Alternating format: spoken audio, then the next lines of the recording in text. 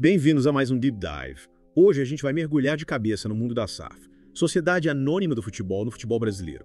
Você quer entender como funciona essa máquina, né? Principalmente quando a gente fala de dívidas, impostos, receitas e, claro, como a associação interage com a SAF. É um tema novo e que está mudando o cenário do futebol aqui no Brasil e a gente está aqui para desvendar tudo isso para você. E para me ajudar nessa missão, eu tenho aqui comigo uma especialista de peso, pronta para dissecar os aspectos legais e financeiros da SAF. É isso aí. SAF é um tema que gera muitas dúvidas e a gente vai tentar clarear tudo da forma mais simples possível. Ótimo. Para começar, vamos voltar lá na estaca zero, o que é a SAF, afinal de contas. SAF. Imagino que muitos ainda se perguntem, é o bicho de 7 cabeças. De forma alguma. Para entender a SAF, a gente precisa voltar um pouco no tempo. Por décadas, os clubes brasileiros funcionaram como associações sem fins lucrativos, mas essa estrutura muitas vezes gerava problemas financeiros e administrativos. A SAF surge então como uma nova possibilidade, um modelo de gestão que permite transformar os clubes em empresas, com todas as características que isso implica. Ou seja, a SAF tira o clube daquela estrutura, digamos, amadora, e coloca ele no mundo empresarial, com foco em lucro, investimento e tudo mais. É uma mudança radical, né? Sem dúvida. A lei que criou a SAF, aprovada em 2021, ela visa profissionalizar o futebol brasileiro, atraindo investimentos e modernizando a gestão dos clubes. É importante destacar que a atividade principal da SAF deve ser o futebol profissional, tanto masculino quanto feminino. Mas a lei permite que ela atue em outras frentes, como, por exemplo, gestão de categorias de base, exploração de direitos de imagem, organização de eventos. Isso você está me dizendo. Que a SAF de um clube pode, por exemplo, gerenciar desde os júniores até os direitos do nome do estádio. É muita coisa. Exatamente. A SAF tem essa flexibilidade para atuar em diversas áreas dentro do ecossistema do futebol, buscando novas fontes de receita e profissionalizando a gestão do clube como um todo. Entendi. Agora me diz uma coisa, a SAF é obrigatória. Todos os clubes precisam se transformar em SAF. Não, a adesão à SAF não é obrigatória. A lei dá aos clubes a opção de se transformar em SAF ou continuar como associação. A decisão final cabe aos sócios do clube, que votam em assembleia para definir o futuro da instituição. É um processo democrático, então. Os sócios têm o poder de decidir se querem ou não a SAF em seus clubes. E como essa mudança acontece na prática? Quais são as opções? A lei prevê 3 caminhos para a formação de uma SAF. A primeira é a transformação integral do clube em SAF. Imagine que o clube, como você o conhece, deixa de existir e dá lugar a uma nova empresa, com CNPJ e tudo. A segunda opção é a cisão, onde o departamento de futebol se torna uma SAF independente, separada da associação. É como se você pegasse o time de futebol, com todos os jogadores, contratos, e criasse uma empresa à parte. Seria como criar uma startup do futebol, com suas próprias ações e gestão independente. E qual seria o terceiro caminho? A terceira opção é a constituição de uma nova SAF do zero, sem nenhum vínculo com o clube já existente. Esse modelo é menos comum, já que a maioria das SAFs surge a partir de clubes tradicionais, aproveitando a história, a marca e a torcida já consolidadas. Faz sentido. Agora, entrando num tema que costuma ser espinhoso no futebol brasileiro. Como fica a dívida da associação quando ela se transforma em SAF? Afinal, muitos clubes estão atolados em dívidas. Essa é uma questão crucial e um dos principais objetivos da SAF. Ajudar os clubes a se reestruturarem financeiramente. A dívida da associação não desaparece com a criação da SAF, ela continua existindo. Mas a SAF tem a obrigação de contribuir para o pagamento dessa dívida, através de mecanismos específicos. E como essa contribuição acontece na prática? A SAF simplesmente assume a dívida da associação. Não é tão simples assim. A lei define 2 mecanismos principais para lidar com as dívidas. O primeiro é o regime centralizado de execuções, conhecido como RCE.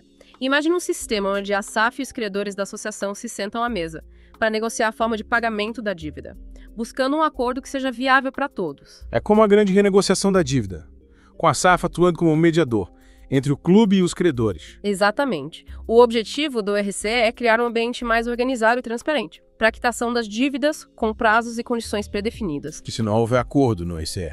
Boa pergunta. É aí que entra o segundo mecanismo, certo? Isso mesmo. A segunda opção é a recuperação judicial ou extrajudicial. Nesse caso, a associação, com o apoio da SAF, busca a justiça para renegociar suas dívidas com os credores, buscando descontos, prazos maiores e condições mais favoráveis para o pagamento. A SAF, por sua vez, contribui financeiramente, para que a associação consiga honrar os compromissos assumidos na recuperação. Entendi. Então a SAF entra como um parceiro da associação, nesse processo de reestruturação financeira, buscando soluções para que o clube consiga se livrar das dívidas e trilhar um caminho mais sustentável. E como a lei garante que a SAF vai realmente contribuir para o pagamento da dívida? A lei é bem clara nesse ponto. Ela obriga a SAF a destinar 20% de sua receita mensal, e 50% dos lucros distribuídos aos investidores, os famosos dividendos, para o pagamento das dívidas da associação. Ou seja, a lei coloca a SAF na obrigação de ajudar o clube a se reerguer financeiramente, destinando uma parte considerável de seus recursos para quitar as dívidas do passado. E os credores? Eles são obrigados a aceitar essa renegociação. Nem sempre. No caso do RCE, por exemplo, a adesão dos credores é voluntária. A SAF precisa convencê-los de que o acordo proposto é a melhor solução para todos. Já na recuperação judicial, as regras são um pouco diferentes e a justiça pode determinar condições específicas para o pagamento das dívidas. Mas, no geral, a negociação é fundamental para se chegar a um acordo que seja bom para todos os envolvidos. Entendi. Agora, mudando um pouco de assunto, a mudança para a SAF traz alguma vantagem em relação aos impostos? Afinal, a gente sabe que a carga tributária no Brasil é pesada. Com certeza, essa é uma das grandes vantagens da SAF. A lei criou um regime tributário específico para SAFs, muito mais simples e vantajoso do que o sistema tradicional, que os clubes enfrentam como associações. É sério. Que tipo de vantagem a SAF tem nesse sentido? Nos primeiros 5 anos, as SAFs pagam uma alíquota única de 5% sobre sua receita mensal. Esse valor já engloba diversos impostos, como imposto de renda, contribuição social, PIS, COFINS e outros. É um sistema muito mais simplificado e com uma carga tributária menor. Parece um incentivo e tanto para atrair investidores, né? Sem dúvida. Esse regime tributário diferenciado é um dos grandes atrativos da SAF, tornando o modelo mais atraente do ponto de vista financeiro e facilitando a captação de investimentos. E a partir do 6º ano? O que acontece? A partir do 6º ano, a alíquota cai para 4%, mas passa a incidir também sobre a venda de jogadores. É importante destacar que essa alíquota única e reduzida só é válida para as receitas relacionadas ao futebol. Outras receitas, como as provenientes de atividades comerciais, por exemplo, continuam sujeitas à tributação normal. Mesmo assim, ainda é uma grande vantagem, né? Em relação ao modelo tradicional, onde os clubes precisam lidar com um emaranhado de impostos e burocracias. Agora me fala uma coisa, a SAF, como empresa, visa o lucro, certo? Para onde vai esse lucro? Ele é direcionado para o clube, para a associação. Ótima pergunta. A SAF, como qualquer empresa, tem como objetivo gerar lucro. Esse lucro pode ser reinvestido na própria SAF, para fortalecer o time, melhorar a estrutura, contratar jogadores, ou pode ser distribuído aos seus investidores, na forma de dividendos. Entendi. Então, além de poderem lucrar com a valorização das ações da SAF, os investidores também podem receber parte dos lucros da empresa. E a associação? Ela fica de fora dessa divisão? Não necessariamente. O contrato entre a SAF e a associação pode prever o repasse de parte dos lucros, ou o pagamento de royalties pelo uso da marca do clube. Essa é uma negociação que acontece durante a criação da SAF. E os termos podem variar de acordo com o clube e o investidor. Ou seja, a associação pode ter participação nos lucros da SAF, mesmo sem ter o controle acionário da empresa.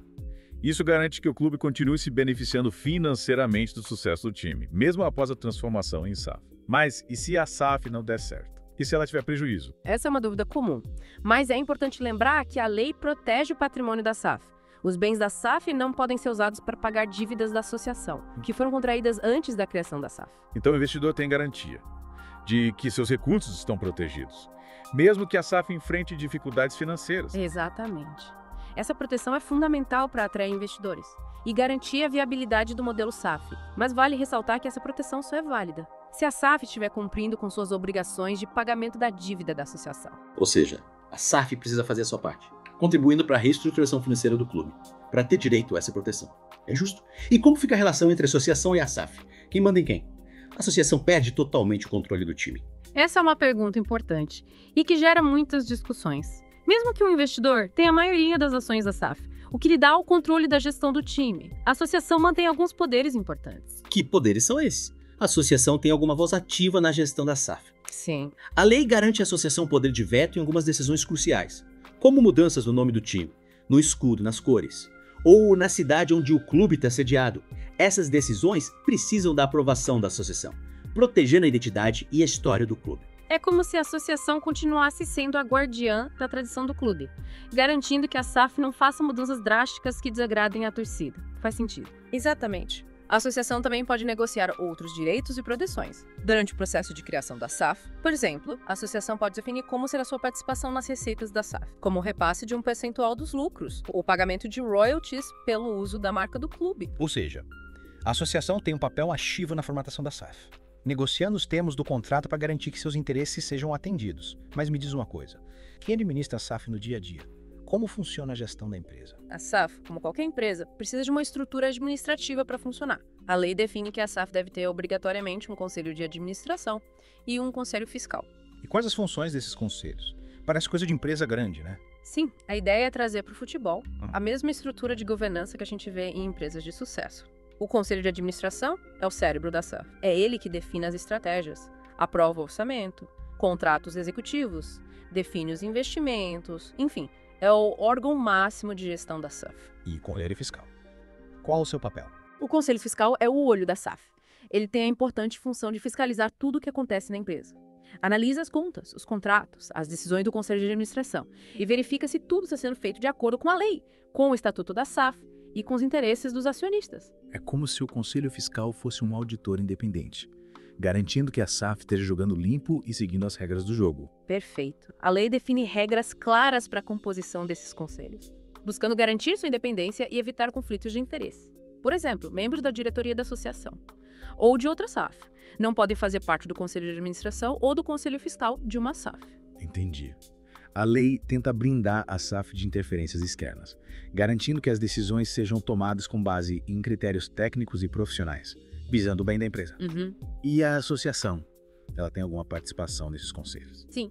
A lei garante à associação o direito de indicar alguns membros para o conselho de administração da SAF, mesmo que ela não tenha o controle acionário da empresa. Ou seja, a associação, mesmo sem ser a dona da SAF, tem o direito de colocar seus representantes dentro da sala onde as decisões são tomadas. É uma forma de garantir que a voz da associação seja ouvida. Exatamente, é um mecanismo que busca equilibrar os poderes e garantir que a associação, com sua história e tradição, continue tendo influência na gestão do futebol. Mas e a torcida? Ela fica de fora desse jogo de poder. No fim das contas, quem realmente importa é a torcida, né? Afinal, sem torcida, não existe futebol. Com certeza. E a lei da SAF reconhece a importância da torcida.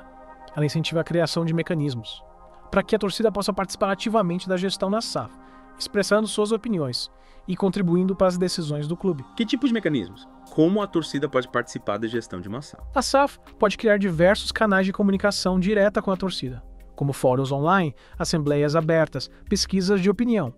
A ideia é ouvir as demandas da torcida, entender suas expectativas e levar em consideração seus anseios na tomada de decisões. Seria interessante, por exemplo, a SAF criar um conselho consultivo, formado por representantes da torcida. Assim, a voz das arquibancadas seria ouvida diretamente pela administração da empresa. Com certeza. A comunicação é essencial para construir uma relação de confiança entre a SAF, a associação e a torcida. Todos querem o mesmo: um time forte, competitivo e vencedor. Concordo. E a SAF, com sua estrutura empresarial, tem o potencial de trazer mais profissionalismo, planejamento e investimento para o futebol. Mas como vimos, é preciso que essa mudança seja feita com diálogo, com respeito à história do clube e com a participação de todos os envolvidos. Exatamente. A SAF não é uma solução mágica, mas uma nova ferramenta para o futebol brasileiro. Seu sucesso dependerá da forma como ela for implementada e da capacidade de todos os atores envolvidos trabalharem juntos em prol de um objetivo comum: um futebol brasileiro mais forte e sustentável. É isso aí. E aí, pronto para continuar nossa imersão no mundo da SAF. A gente desvendou bastante coisa na primeira parte, mas ainda temos muito a explorar, especialmente a relação entre a associação e a SAF. Com certeza. É um tema que mexe com a paixão dos torcedores, né? Afinal, quem manda no meu time do coração? A associação com sua história e tradição. Ou o investidor? Com o seu poder financeiro. É uma pergunta que vai direto ao ponto. E a resposta, como você pode imaginar, não é tão simples. A lei da SAF tenta encontrar um equilíbrio entre os interesses da associação, que representa a história e a identidade do clube, e os interesses do investidor, que busca retorno financeiro e profissionalização da gestão. É como se fosse um cabo de guerra, né? Com a associação puxando para um lado, o investidor para o outro, e a lei ali no meio tentando apaziguar os ânimos. Exatamente. E essa disputa de força se manifesta em diversos aspectos da relação entre a associação e a SAF. Por exemplo, a lei garante à associação poder de veto em decisões cruciais, como mudanças no nome, escudo, cores, e até mesmo a cidade do clube. Imagina a revolta da torcida se um investidor decidisse, de uma hora para outra, mudar o nome ou as cores de um time centenário. Seria um caos, né? A torcida jamais perdoaria. Mas, além dessas decisões, digamos, simbólicas, que mexem com a paixão do torcedor, a associação tem outros poderes em relação à SAF. Sim, a associação pode e deve negociar outros direitos e proteções durante o processo de criação da SAF. É nesse momento que a associação precisa ser estratégica, pensando no longo prazo e buscando garantir seus interesses. Que tipo de direitos a associação pode negociar? Por exemplo, a associação pode definir como será a sua participação nas receitas da SAF. Imagina que a SAF negocia um contrato milionário de patrocínio ou vende o jogador por uma fortuna. A associação pode garantir em contrato que receberá uma parte desses valores, na forma de um percentual dos lucros, ou o pagamento de royalties pelo uso da marca do clube. Entendi. É como se a associação, mesmo sem controlar a SAF, continuasse recebendo uma fatia do bolo, né? Garantindo uma fonte de renda para manter suas atividades e investir em outras áreas do clube. Exatamente. É uma forma de a associação se proteger financeiramente e garantir sua sustentabilidade, mesmo após a transformação em SAF. Mas, para isso, é fundamental que a associação tenha uma assessoria jurídica especializada durante a negociação do contrato com a SAF. Nesse momento, a associação não pode dar bobeira. Precisa ter profissionais competentes ao seu lado, para garantir um contrato justo e transparente. Mas me fala uma coisa, quem administra a SAF no dia a dia? Quem toma as decisões? É o investidor que manda em tudo. Não é bem assim. A SAF, como qualquer empresa, precisa de uma estrutura administrativa bem definida. E a lei da SAF determina, obrigatoriamente, a criação de 2 órgãos, o Conselho de Administração e o Conselho Fiscal. E quais as funções desses conselhos? Parece coisa de empresa grande, né? Sim. A ideia é trazer para o futebol a mesma estrutura de governança que a gente vê em empresas de sucesso. O Conselho de Administração é o cérebro da SAF. É ele que define as estratégias, aprova o orçamento, contratos executivos, define os investimentos, enfim, é o órgão máximo de gestão da SAF. E o Conselho Fiscal? Qual o seu papel? O Conselho Fiscal é o olho da SAF. Ele tem a importante função de fiscalizar tudo o que acontece na empresa, analisa as contas, os contratos, as decisões do Conselho de Administração e verifica se tudo está sendo feito de acordo com a lei, com o estatuto da SAF e com os interesses dos acionistas. É como se o Conselho Fiscal fosse um auditor independente, né? Garantindo que a SAF esteja jogando limpo e seguindo as regras do jogo. Perfeito. A lei define regras claras para a composição desses conselhos, buscando garantir sua independência e evitar conflitos de interesse. Por exemplo, membros da diretoria da associação ou de outra SAF não podem fazer parte do Conselho de Administração ou do Conselho Fiscal de uma SAF. Entendi. A lei tenta blindar a SAF de interferências externas, garantindo que as decisões sejam tomadas com base em critérios técnicos e profissionais, visando o bem da empresa. E a associação, ela tem alguma participação nesses conselhos? Sim. A lei garante à associação o direito de indicar alguns membros para o Conselho de Administração da SAF, mesmo que ela não tenha o controle acionário da empresa. Ou seja, a associação, mesmo sem ser a dona da SAF, tem o direito de colocar seus representantes dentro da sala onde as decisões são tomadas. É uma forma de garantir que a voz da associação seja ouvida. Exatamente. É um mecanismo que busca equilibrar os poderes e garantir que a associação, com sua história e tradição, continue tendo influência na gestão do futebol. Mas, e a torcida? Ela fica de fora desses jogos de poder. No fim das contas, quem realmente importa é a torcida, né? Afinal, sem torcida não existe futebol. Com certeza. E a lei da SAF reconhece a importância da torcida. Ela incentiva a criação de mecanismos para que a torcida possa participar ativamente da gestão da SAF, expressando suas opiniões e contribuindo para as decisões do clube. Que tipo de mecanismos? Como a torcida pode participar da gestão de uma SAF? A SAF pode criar diversos canais de comunicação direta com a torcida, como fóruns online, assembleias abertas, pesquisas de opinião. A ideia é ouvir as demandas da torcida, entender suas expectativas e levar em consideração seus anseios na tomada de decisões. Seria interessante, por exemplo, a SAF criar um conselho consultivo, formado por representantes da torcida. Assim, a voz das arquibancadas seria ouvida diretamente pela administração da empresa. Com certeza. A transparência e o diálogo são fundamentais para o sucesso da SAF. A torcida precisa se sentir parte do processo, entender os desafios que a SAF enfrenta e confiar na gestão da empresa. Afinal, todos queremos o mesmo, ver nosso time brilhando em campo. É isso aí. E a SAF, com sua estrutura empresarial, pode ser o caminho para tornar esse sonho realidade, trazendo mais profissionalismo, planejamento e investimento para o futebol brasileiro. Mas, como a gente viu, é preciso que essa mudança seja feita com cuidado, né? Com respeito à história do clube. E com a participação de todos os envolvidos, associação, investidor e principalmente a torcida. Concordo plenamente. A SAF não é solução mágica para todos os problemas do futebol brasileiro, mas é uma nova ferramenta que pode ajudar os clubes a se reestruturarem, a atraírem investimentos e a se tornarem mais competitivos. O sucesso desse modelo dependerá da capacidade de todos os atores envolvidos, clubes, investidores e torcedores, de trabalharem juntos em busca de um objetivo comum, um futebol brasileiro mais forte, mais profissional e mais vencedor. É isso aí. E chegamos à parte final do nosso Deep Dives sobre a SAF no futebol brasileiro. Já exploramos bastante coisa, né? O que é a SAF, como ela funciona, como lida com as dívidas do clube, a relação com a associação, o papel do investidor e da torcida. Ufa! Mas ainda falta um pedaço importante do quebra-cabeça: o futuro. É verdade. A gente viu que a SAF tem um potencial enorme para transformar o futebol brasileiro, mas também identificamos alguns desafios, né? Pontos de atenção. A grande pergunta agora é: para onde vamos? O que esperar da SAF nos próximos anos? É como se a gente estivesse num barco, navegando em águas desconhecidas. A SAF é um motor que pulsou a gente para frente, mas a gente precisa de um mapa, né? Uma bússola para nos guiar em meio aos desafios e oportunidades. que vão surgir pelo caminho. Concordo. E para a gente traçar esse mapa, a gente precisa analisar o cenário atual da SAF no Brasil, identificar os principais desafios que o modelo enfrenta e, claro, tentar vislumbrar as perspectivas para o futuro. Perfeito. E você, com a sua experiência, com o seu conhecimento sobre o tema, pode nos ajudar nessa análise. Começando pelos desafios, quais são os principais obstáculos que a SAF precisa superar para se consolidar no futebol brasileiro? Olha, um dos grandes desafios, sem dúvida, é a questão da gestão. A SAF, por ser uma empresa, precisa de gestores profissionais, com experiência em administração, finanças, marketing esportivo, pessoas que entendam não apenas de futebol, mas também do mundo corporativo. E nem sempre os clubes, acostumados com uma gestão, digamos, mais amadora, têm esse tipo de profissional à disposição. A paixão pelo futebol é fundamental, mas não basta, Precisa ter competência para gerir uma empresa, tomar decisões estratégicas, lidar com as complexidades do mercado. A falta de profissionalização na gestão pode ser um grande risco para a SAF. Com certeza. E esse desafio se estende também para a formação de conselhos de administração e fiscal qualificados. A lei da SAF exige a criação desses órgãos, mas é preciso ir além da obrigação legal. Buscar formar conselhos com pessoas experientes, com visão estratégica, que realmente contribuam para o bom funcionamento da SAF. Outro desafio que me preocupa é a questão da transparência. A gente viu que a lei incentiva a participação da torcida, a criação de canais de comunicação. Mas na prática, será que a SAF vai realmente abrir o jogo? Mostrar suas contas, explicar suas decisões para a torcida? Essa é uma questão crucial. A transparência é fundamental para construir uma relação de confiança entre a SAF e a associação e principalmente a torcida. Se a SAF agir de forma obscura, escondendo informações, tomando decisões sem consultar a torcida, o modelo pode fracassar. É como um casamento, sem confiança. A relação não vai para frente. E a torcida que já está desconfiada com a entrada de investidores no futebol precisa se sentir parte do processo. Precisa ter acesso às informações. Entender o que está acontecendo com o seu time. Concordo. A comunicação é a chave para o sucesso da SAF. A SAF precisa ser proativa, transparente, precisa dialogar com a torcida, explicar seus objetivos, seus planos, seus desafios.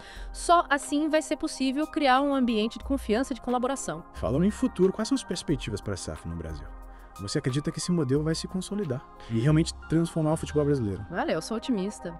Mas com cautela, sabe? A SAF tem um potencial enorme para profissionalizar o futebol brasileiro, atrair investimentos, melhorar a gestão dos clubes, tornar os times mais competitivos. Mas o sucesso do modelo vai depender de diversos fatores. Quais são os fatores que você considera mais importantes para o sucesso da SAF? Primeiramente, a qualidade da gestão, como a gente já falou, Ter gestores competentes, com experiência, visão estratégica é fundamental. Em segundo lugar, a capacidade de atrair investimentos. A SAF precisa mostrar para o mercado que é um bom investimento, que oferece retorno financeiro, segurança jurídica. E a torcida? Qual é o papel dela nesse processo? A torcida é a alma do futebol. E a SAF precisa entender isso.